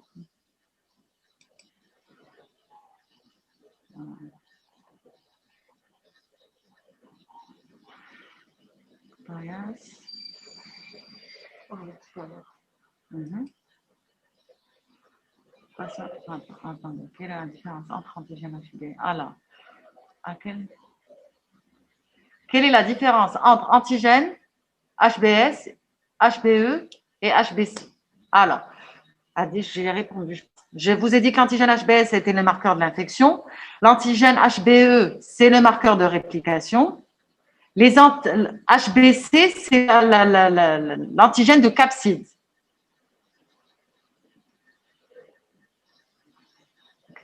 Voilà, il y a plus. Patient de HBS, est-ce qu'il peut donner son sang après la guérison suite à un régime alimentaire bien? Alors, une personne qui a été en contact avec le virus de l'hépatite B ne peut pas donner son sang. Parce que, comme je vous l'ai dit, pour l'hépatite B, on ne parle pas de guérison. Une personne qui a développé les herpès peut avoir encore du virus dans son foie qui peut réactiver à n'importe quelle immunodépression. Parfois même, la simple prise de corticoïdes peut réactiver une infection d'hépatite B. C'est plus le cas chez les patients qui font une hépatite chronique parce que là, vraiment, le virus a le temps de s'intégrer et tout. Mais les personnes qui ont été en contact avec le virus de l'hépatite B ne peuvent pas donner leur sang. Et malheureusement, si on recherche que l'antigène HBS dans les dons de sang, on ne pourra pas détecter ces patients. Est-ce que les porteurs des antigènes HBS peuvent transmettre le virus? Les porteurs d'antigènes HBS, bien sûr qu'ils peuvent transmettre le virus, bien sûr. Maintenant, s'ils ont une charge virale élevée, le risque est plus important. Si la charge virale est faible, le risque est là, mais il est plus faible. Pourquoi on parle de guérison? Pourquoi on ne parle pas de guérison? Je vous ai dit qu'on ne parlait pas de guérison parce que le virus de la hépatite B est un virus à ADN qui a la capacité de s'intégrer au génome des hépatocystes et il persiste à l'état latent et s'il y a une immunodépression, il peut réactiver. Voilà. questions. Voilà.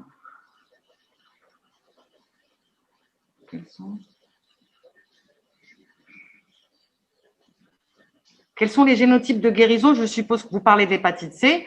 Alors avant, quand le traitement était basé sur l'interféron et la ribavirine, on disait que les génotypes les plus méchants, les plus résistants étaient le génotype 1 et le génotype 4, ce qui explique que le traitement à ce moment-là était d'une année, interféron, ribavirine, qui sont des traitements assez lourds, une année. Les 2 et le 3 sont moins méchants, sont moins résistants. Par contre, maintenant, avec les nouveaux, les antiviraux à action directe dont on vient de parler, c'est des traitements pangénotypiques. D'ailleurs, actuellement, ça nécessite même pas de génotypage. C'est vraiment dans l'étude épidémiologique où quand il y a vraiment des résistances au traitement, je n'ai pas vu actuellement de résistance. Si le patient vraiment prend son traitement. Maintenant, il y a des problèmes de non-observance du traitement qui font que ça marche pas. Mais maintenant, le traitement, il est pangénotypique, c'est-à-dire qu'il agit contre tous les génotypes. J'ai dit tout à l'heure que le traitement était de 12 semaines, voire 24 semaines. On peut passer à 6 mois de traitement chez des personnes, par exemple, chez certains patients, comme des patients hémodialysés. C'est des cas particuliers où on prolonge le traitement à 6 mois. Mais en général, c'est 3 mois de traitement et ça donne, pour l'instant, de très bons résultats. Alors, concernant la guérison des 2 virus. Alors, la guérison des 2 virus. Pour l'hépatite B, je vous ai dit qu'après une phase aiguë, on avait la perte de l'antigène HBE. Quand j'ai la perte de l'antigène HBE, arrêt de la réplication, il y a apparition des anticorps anti-HBE. Après la perte de l'antigène HBE, on a la perte de l'antigène HBS et l'apparition des anti-S. Une fois que les anti-S sont là, on peut parler de patients guéris. Les IgM disparaissent un peu plus tard. Ça, c'est en phase aiguë. Pour l'hépatite C, alors on a dit que rarement, c'était 20% des cas qui guérissaient spontanément. Là, c'est le système immunitaire aussi. Pourquoi des patients guérissent et pas d'autres? Ça, c'est vraiment le système immunitaire et l'organisme dans lequel est introduit le virus. Conduite à tenir devant un donneur de sang HBS négatif et anticorps anti-HBC totaux positifs. Alors, conduite à tenir devant un donneur de sang antigène HBS négatif et anticorps anti-HBC totaux positifs. Est-ce qu'il peut donner son sang ou non si anticorps anti-HBS positif? J'ai répondu à cette question et il ne peut pas donner son sang et je vous ai expliqué pourquoi. C'est-à-dire, je répète ma lèche, il peut persister du virus dans le foie. Les personnes qui ont été en contact avec le virus de l'hépatite B, en général, sont exclues des dons de sang. Alors, passons. D'accord. Docteur.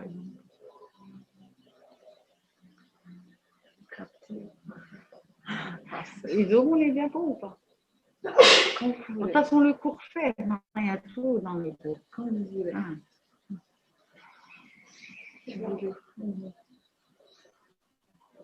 Voilà. Ce docteur va nous expliquer pourquoi on a de l'hépatite C et pas dans les grains. Ça, je vais expliquer. Quels sont les moyens de transmission du virus de l'hépatite A? Quels sont les moyens de transmission du virus de l'hépatite A? Bon, on n'est pas dans l'hépatite A, mais bon, l'hépatite A se transmet par la voie fécale orale. Je vous ai dit au tout début que l'hépatite A et E se transmettent par voie fécale orale, c'est-à-dire les mains sales, c'est des maladies du péril fécal. Conduite à tenir devant une hépatite C, c'est dans le diagnostic. Ça, on a vu. On fait le dosage des anti-C après 60 jours. Alors que dans la dernière phase, vous avez dit qu'on ne peut pas détecter, à part la PCR. Oui, alors, au niveau des CTS, on recherche l'anticorps anti-HBC. C'est vrai que si la personne a eu un comportement à risque peu après le don, on ne pourra pas détecter ces anticorps. Par contre, je sais que je pense que la plupart des CTS utilisent des ELISA antigènes et anticorps. Là aussi, il y a une fenêtre sérologique, mais la recherche des anticorps permet de réduire quand même la fenêtre sérologique d'une vingtaine de jours. Mais là, ce qui est important, parce que ça, c'est un problème. La fenêtre sérologique, que ce soit pour l'hépatite B, l'hépatite C ou une autre infection, ça va être un problème. Là, ce qui est important, c'est l'interrogatoire du donneur. Là, il faut vraiment être méticuleux dans l'interrogatoire du donneur. Est-ce qu'il n'y a pas eu de comportement à risque dans les jours ou dans les semaines qui précèdent le don? Maintenant, il y a des pays qui font la charge virale pour l'hépatite C chez les donneurs de sang. Pourquoi il n'y a pas de vaccin pour l'hépatite C? Parce qu'il y a trop de génotypes, il y a trop de sous-types. On n'arrive pas à trouver une région qui soit spécifique à tous les génotypes. La durée du virus de l'hépatite C sur la païesse, c'est un virus fragile, l'hépatite C, contrairement à l'hépatite B.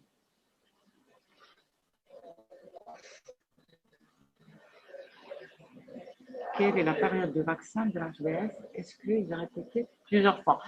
Après une vaccination, les 3 doses, aucune dose supplémentaire n'est nécessaire. Mais il faut absolument être sûr qu'on a répondu au vaccin. Ce n'est pas systématique, surtout avec l'âge. Il y a le facteur âge, le sexe masculin, le tabagisme. Tout ça, c'est des facteurs qui font que la personne ne va pas répondre au vaccin. Il y a même des systèmes HLA, c'est-à-dire qu'il y a des personnes qui, génétiquement parlant, ne vont pas répondre au vaccin.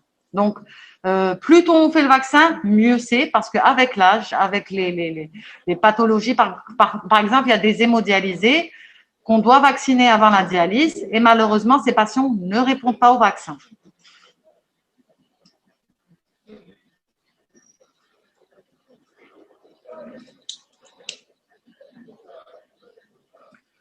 Oui, l'eau de Javel est efficace, mais il faut respecter, j'insiste sur le respect des temps de contact sur la paillasse et des concentrations d'eau de Javel.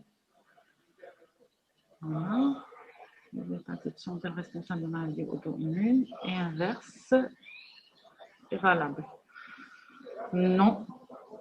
Les hépatites ne sont pas à l'origine. Quand j'ai dit au début qu'une hépatite peut être due à une maladie auto-immune, c'est pas par rapport aux hépatites. C'est-à-dire, quand je dis maladie auto-immune, c'est un dysfonctionnement du système immunitaire qui ne reconnaît plus les antigènes du soi et donc il se met à réagir contre l'organisme lui-même.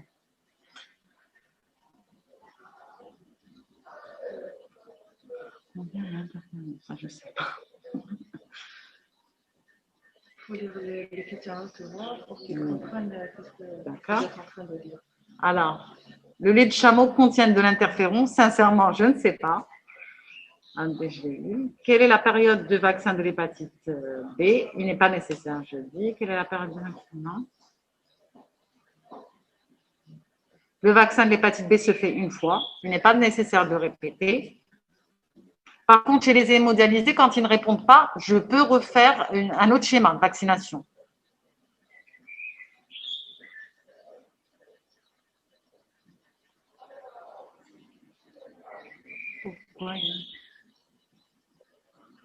Pourquoi il y a des couples de sérologie différents malgré la transmission sexuelle? Pourquoi il y a des couples de sérologie différents malgré la transmission sexuelle? Alors, déjà, quand on diagnostique l'hépatite C dans un couple, on fait la sérologie du conjoint. S'il est négatif, il faudra vacciner. Maintenant, ce qui se passe, ce que j'ai vu dans la pratique, c'est qu'on dit que le conjoint est négatif. Quand on regarde ce qu'il a fait comme analyse, on recherche uniquement l'antigène HBS. Alors, pour connaître le statut, on verra ça plus tard dans le diagnostic, pour connaître le statut du patient, il faudra faire les 3 marqueurs, à savoir l'antigène HBS, la recherche des 3 marqueurs, l'antigène HBS, l'anticorps anti-HBC et l'anticorps anti-HBS.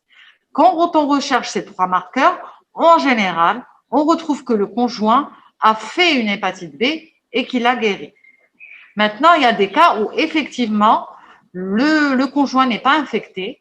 En fait, je vous ai dit, il y a des phases comme le portage inactif où l'ADN est non détecté. Dans ce cas-là, le risque de contamination est inexistant. Il n'y a pas de réplication. Là, le patient est très peu infectieux, voire non infectieux, quand la charge virale est négative. Par contre, j'insiste sur le fait, quand je fais un dépistage dans une famille ou dans un couple, ne pas rechercher uniquement l'antigène HBS parce que qu'est-ce qu'on fait? On recherche l'antigène HBS, on retrouve que l'antigène HBS est négatif, on demande aux patients d'aller se faire vacciner pour se protéger. Or que si je fais tous les marqueurs, je trouve dans la plupart des cas que beaucoup ont fait leur hépatite B et sont guéris et ne nécessitent pas de vaccination. Il faudra vacciner que les sujets vraiment négatifs, c'est-à-dire anti-HBC négatif et anti-HBS négatif. Voilà. J'espère que j'ai répondu à la question.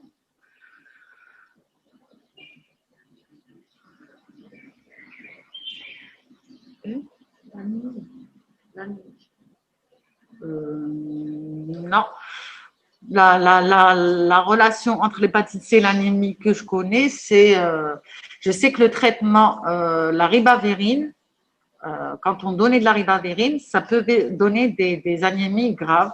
D'ailleurs, l'ancien traitement, il y avait beaucoup de non-observance au traitement parce que c'était un traitement qui était lourd et malheureusement, une fois qu'on arrêtait le traitement, il fallait reprendre de zéro, sachant que je vous ai dit que les anciens traitements, c'était des traitements 1 année pour les génotypes 1 et 4 et de 6 mois pour les génotypes 2 et 3. Donc, si on arrêtait le traitement à un moment donné, il fallait le reprendre à zéro, mais c'était des traitements très lourds et que beaucoup ne supportaient pas. C'était soit des anémies très graves, soit des dépressions, des…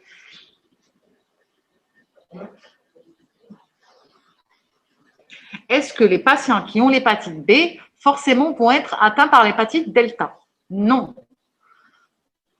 S'il y a, bien sûr, je ne sais pas, si par exemple un toxicomane a une hépatite B et il se fait une injection avec une seringue qui a été utilisée par quelqu'un qui a l'hépatite delta, oui, il peut être contaminé. Maintenant, s'il n'y a pas d'hépatite delta, il n'y a pas de risque. Mais s'il y a une hépatite delta, il pourra être contaminé par le virus de l'hépatite delta. Alors, conduite à tenir du praticien devant un accident de travail, infection VHC. Donc, il faudra déclarer, faire ses sérologies et éventuellement faire la sérologie du patient contact. Voilà. Faire sa sérologie pour connaître son statut. Est-ce que je n'ai pas déjà une hépatite C? Et si c'est possible, faire la sérologie du patient contact.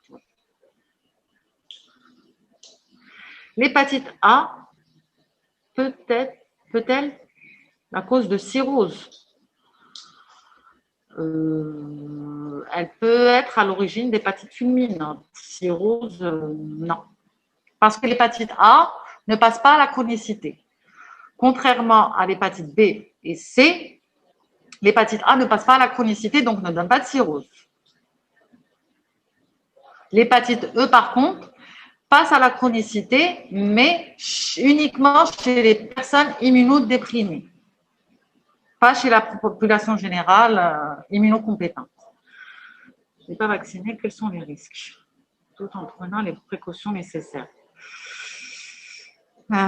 Tout en prenant les précautions nécessaires, je ne peux être sûre de rien. Il y a des accidents d'exposition. J'ai eu des médecins qui sont venus au cours d'un acte chirurgical. Il y a une aiguille qui leur échappe, qui transperce le gant. Il faut se vacciner, il faut se faire vacciner pour l'hépatite B. Est-ce que la maman qui est porteur sain d'antigène HBS transmet à son enfant? Portage inactif? Non. Le risque est non. Si c'est un portage inactif avec une charge virale qui est inférieure à 2000, non. Le risque est très faible. D'ailleurs, chez les femmes enceintes qui sont diagnostiquées HBS positif, au bout du 6e mois, on fait une charge virale. Si la charge virale est élevée, on met la maman sous traitement pour réduire la charge virale avant l'accouchement.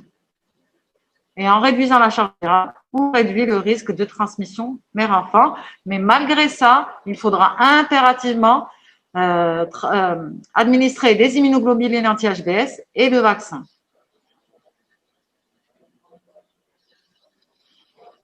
Alors, comment la taux de charge virale abaisse?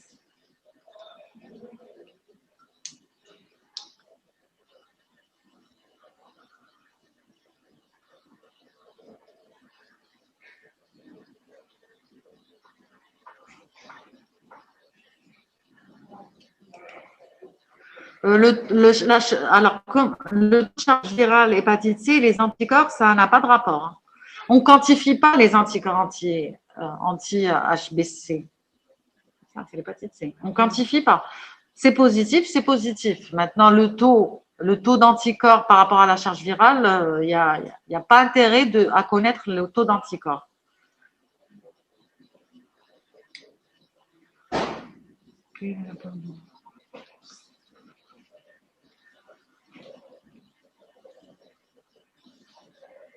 Ah, alors, comment le taux de la charge virale est bas pour l'hépatite C et les anticorps pour l'hépatite C sont élevés? Les anticorps, je vous ai dit que pour l'hépatite C, comme pour l'anticorps anti-HBC de l'hépatite B, une fois que le virus pénètre dans l'organisme, une fois qu'il y a synthèse des anticorps anti-HBC, il reste positif. Au début, c'est peut-être un taux qui est élevé. Ensuite, ça diminue un peu, mais ça persiste. Le taux n'intervient en aucun cas. L'essentiel, c'est que le patient reste positif en hépatite C. D'ailleurs, même dans le diagnostic, on ne quantifie pas le taux d'anticorps anti-HBC. C'est des ratios, c'est qualitatif, limite qualitatif ou semi-quantitatif, mais on dit que c'est positif ou négatif. Le taux ne nous intéresse pas par rapport à l'hépatite C.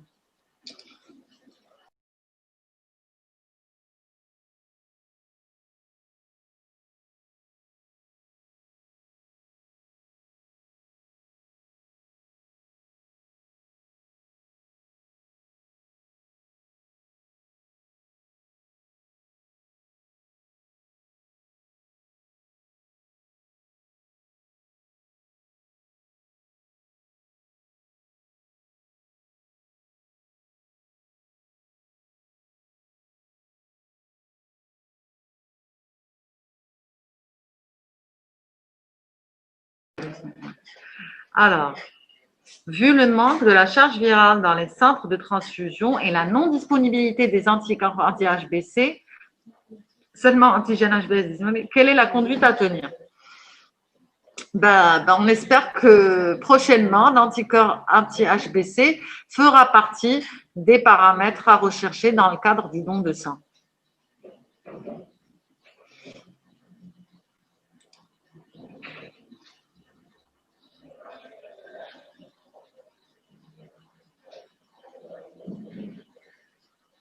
Non. Alors, un sujet vacciné contre l'hépatite B après un don de sang, est-ce que le sujet transfusé peut développer une immunité contre le virus de l'hépatite B? Non. Non. Les anticorps vont disparaître. En fait, c'est le même principe que la sérothérapie. J'administre des anticorps. À partir d'un certain moment, les anticorps vont disparaître.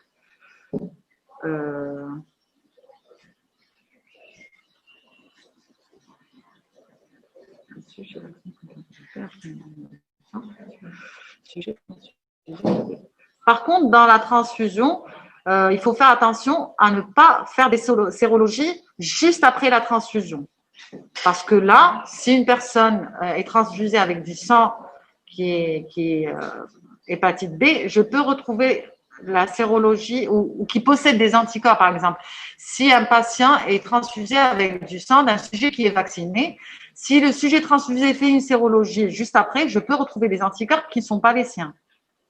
Donc là aussi, les renseignements cliniques sont très importants. Si je sais que le patient fait une transfusion dans les semaines qui suivent, il faudra interpréter la sérologie avec précaution, voire carrément demander un autre prélèvement à distance.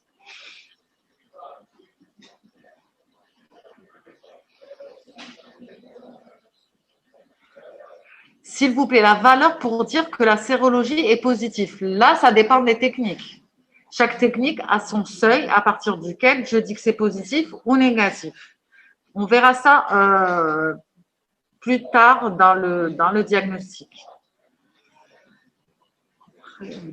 Est-ce que le sujet transfusé peut développer? Non. Est-ce que les hépatites sont responsables de la radiotomie?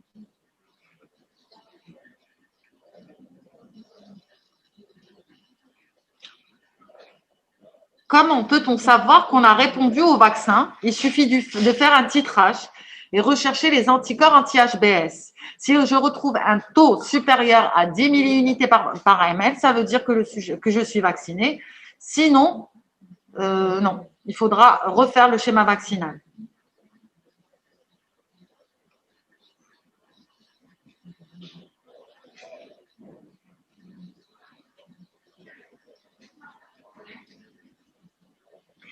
Que pensez-vous des PTS qui font la sérologie par bandelette et non par ELISA? Alors, les tests rapides d'orientation diagnostique ne doivent pas être utilisés pour les dépistages des dons de sang.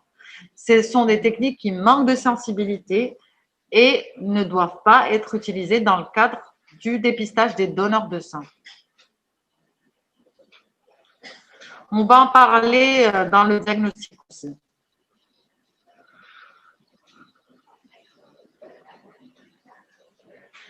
Voilà.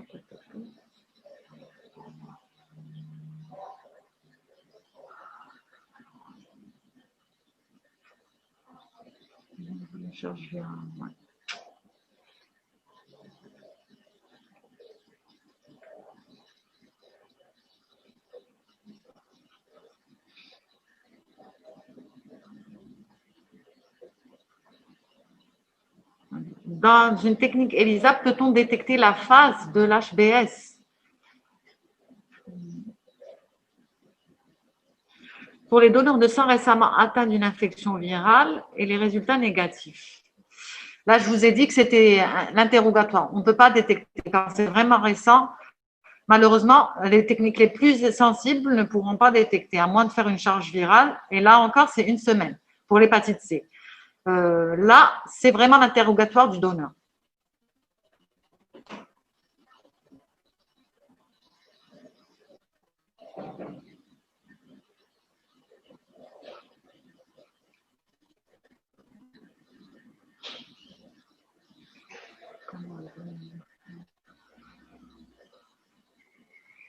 Comment diagnostiquer l'hépatite B chez le nouveau-né? Alors, il faut savoir que les nouveau-nés qui ont moins de 6 mois, chez ces nouveau-nés, il faut pas faire de sérologie parce qu'en général, si je fais une sérologie à un nouveau-né né de mère HBV+, je vais retrouver les anticorps maternels. Alors, en général, ce qu'on retrouve chez les enfants, c'est l'anticorps anti-HBC. On retrouve un profil guéri. Chez des nouveau-nés de mère HBV+, qui ont moins de 6 mois, en général, je retrouve un profil guéri. Or, à cet âge-là, c'est les anticorps de la maman que je retrouve. Donc, de préférence, faire une sérologie au-delà de 6 mois, voire 18 mois carrément. Parce que des fois, les anticorps vraiment persistent.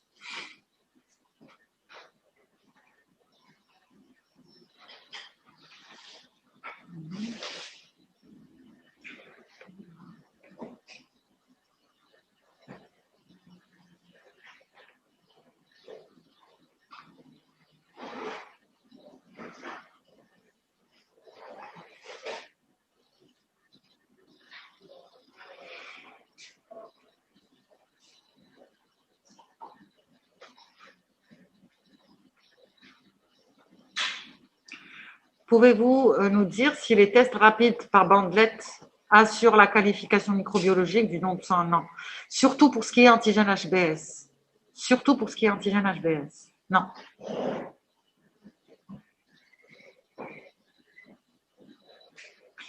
On peut pas dire que devant la présence des anti-HCV, que la personne a l'hépatite C. Effectivement.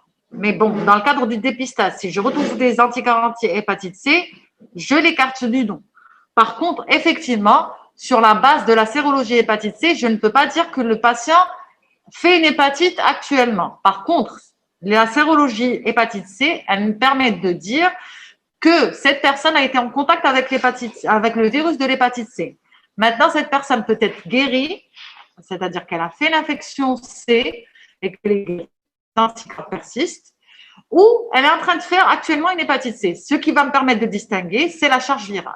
Donc, une fois que je retrouve des anticorps anti-hépatite C, je dois faire une charge virale. Si la charge virale revient négative, ça veut dire que l'hépatite C est guérie. C'est un patient qui a fait une hépatite C, qui est passé probablement inaperçue. Par contre, si je retrouve une charge virale, là, il y a une indication au traitement.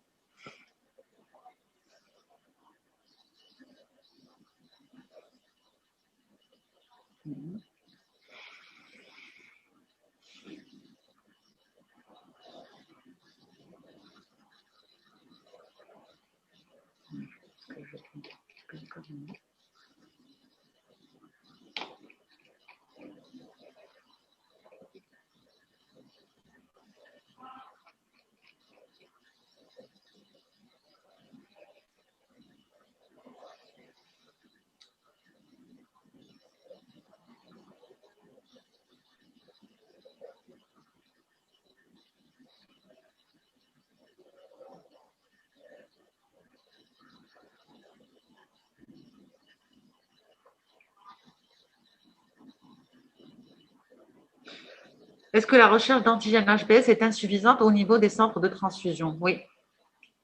Il faut au minimum rechercher 2 marqueurs. L'antigène HBS et l'anticorps anti-HBC. On verra ça plus tard dans le diagnostic.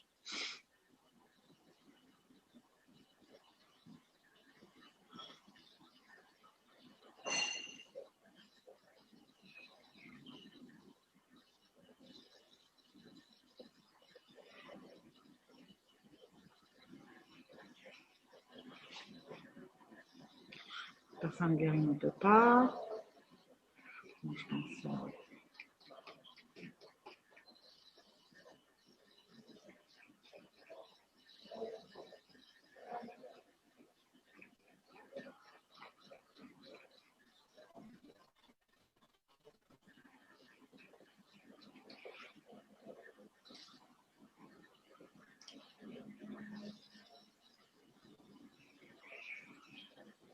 L'aspect du sérum peut nous donner une idée primitive sur le résultat avant de faire l'identification, bien sûr. Non. Non. Je suppose que par l'aspect du sérum, vous voulez dire sérum ictérique. L'aspect du sérum ne peut pas me dire si le patient a une hépatite ou pas. Car je vous ai dit que les hépatites ne sont pas uniquement d'origine virale.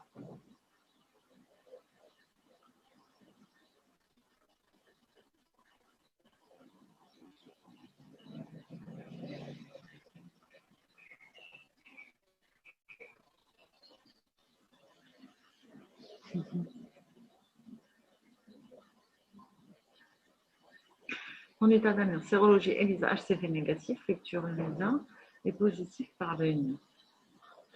Alors, la lecture à l'œil, alors conduite à tenir devant sérologie ELISA négatif, lecteur ELISA est positif par l'œil nu.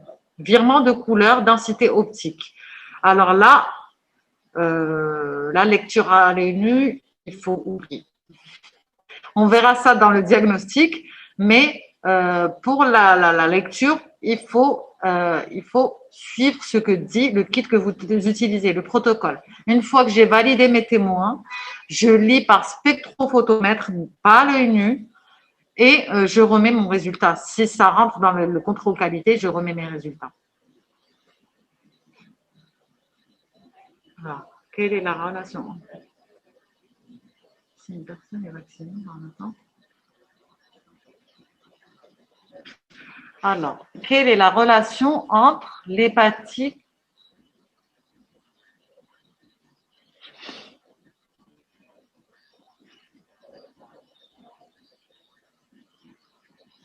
si une personne est vaccinée dans l'attente du rappel?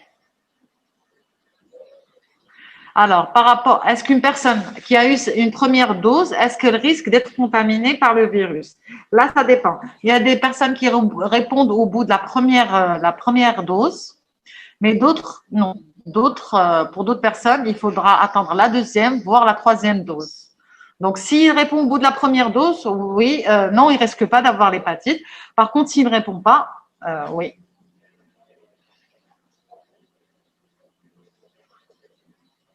Quelle est la différence entre la sérologie ELISA HCV 3e et 4e génération? Alors, dans la 3e génération, on recherche les anticorps anti-HCV ou VHC. Dans la 4e génération, on recherche l'anticorps anti-VHC et l'antigène du corps du virus. La 4e génération, c'est des techniques antigènes et anticorps. Je l'ai dit tout à l'heure, c'est des techniques qui permettent de réduire la fenêtre sérologique d'une vingtaine de jours.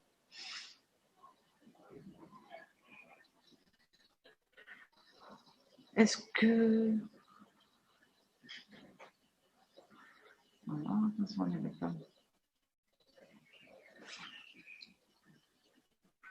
alors, quels sont les vecteurs de transmission du virus des hépatites? Alors, c'est des virus strictement humains.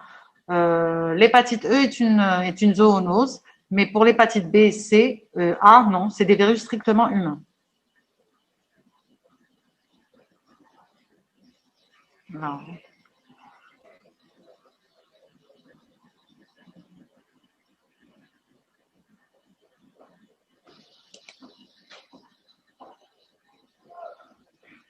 Lors des tests sérologiques, si l'antigène HBS est négatif, est-ce qu'il y a possibilité de présence de l'anticorps anti-HBC? Oui.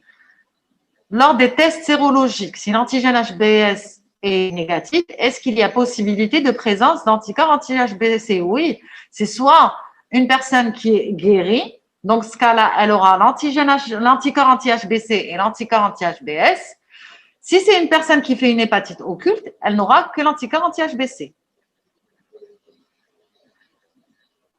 Pour les sérologies, on verra plus tard dans le diagnostic les interprétations et les différentes possibilités.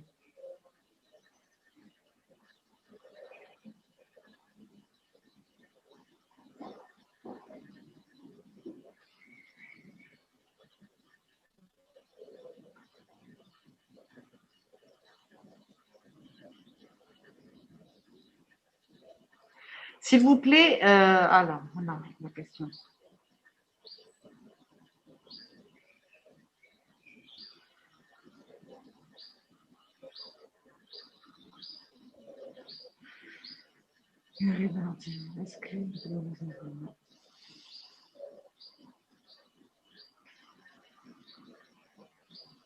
Docteur, est-ce qu'un malade peut avoir une hépatite B, une hépatite delta? Oui. Je vous ai dit qu'on ne pouvait pas faire d'hépatite delta sans une hépatite B.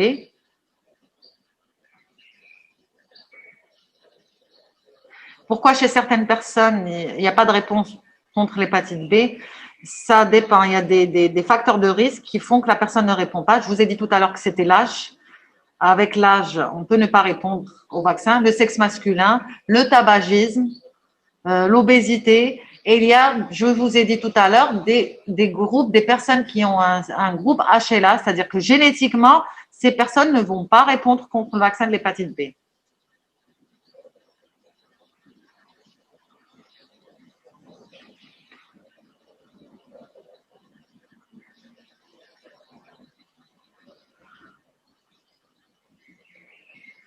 Pourquoi l'hépatite B est une MST par l'hépatite C? Je vous ai dit que pour l'hépatite B, la personne infectée, chez la personne infectée, on retrouve le virus dans tous les liquides du corps et donc dans les sécrétions génitales. Par contre, pour l'hépatite C, on le retrouve que dans le sang. C'est pour ça que ça se transmet rarement par voie sexuelle, l'hépatite C.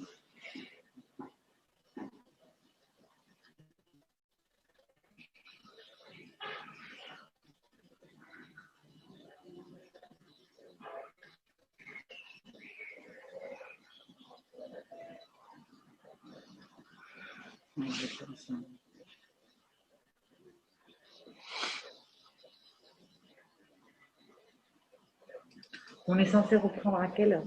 13h30. Je continue ou on met pour la...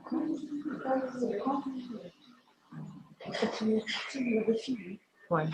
Bon, mais je vois qu'il y a des questions. Je sais. Non, maintenant, s'il y a d'autres questions, ils pourront les poser plus tard, dans la deuxième.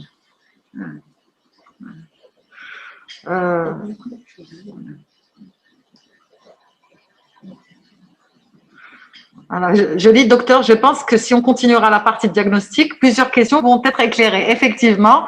Donc, on va s'arrêter là pour l'instant.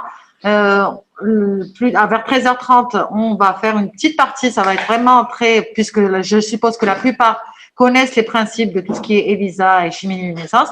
On va parler un peu des tests, des techniques de diagnostic. On va voir les différents profils sérologiques B et C, les interprétations. Et là encore, si vous avez des questions, on essaiera d'y répondre. Voilà. Je vous remercie et à 13h30. À plus tard.